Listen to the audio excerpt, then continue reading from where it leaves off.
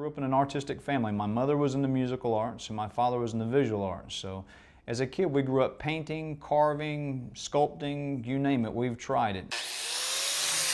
One of my favorite things about carving stone, you pick up a rock and you start taking things away from it and you look at that rock and you want it to become something.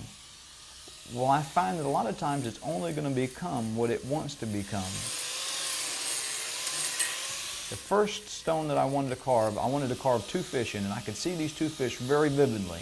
And as I'm starting to carve these fish, they just wouldn't be the fish. I could not make them be anything I wanted them to be.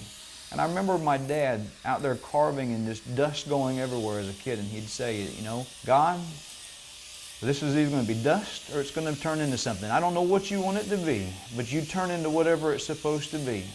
And he always made beautiful stuff.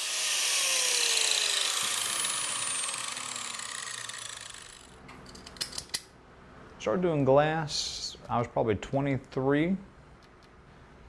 Doing artwork all my life, but glass. Did it as a hobby for a couple of years.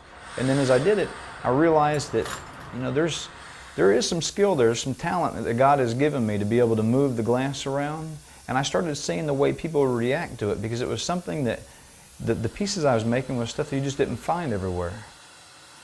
All the artwork, all the skills that I have with doing this glass, with doing stone, with painting, or whatever it is a God-given talent. It's not mine. He just let me borrow it. And I'm just trying to be a good steward with everything He's given me.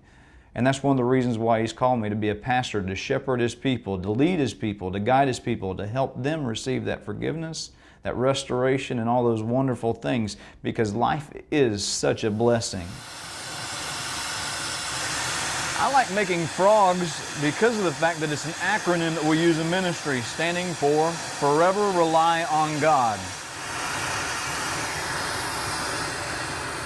Not too long ago, I had a young little boy. He's definitely a cancer patient, had no hair on his head whatsoever.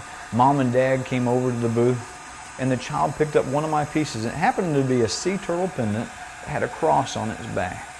And the little boy wanted it, and Mom and Dad wanted the piece as well, because they want to make sure that the kid gets what he wants, I'm sure, because they love their child. And they just had this real downtrodden look, and they were feeling really sad, and things just weren't right.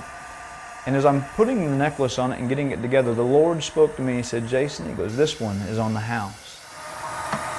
Well, the awesome thing is about 2 weeks later, they came back with a testimony that the little boy's cancer is in remission. And they made sure they came all the way down to the market just to tell me that he hasn't let go of the piece, he hasn't put it down, and he carries it everywhere he goes.